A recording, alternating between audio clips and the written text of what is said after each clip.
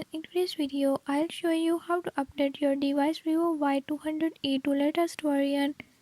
In this video I'm gonna share few tips and tricks that you can use to do it. If you found these tips helpful, press the subscribe button, ring the notification bell. Make sure to watch complete video and learn how you can do it. Let's watch the video.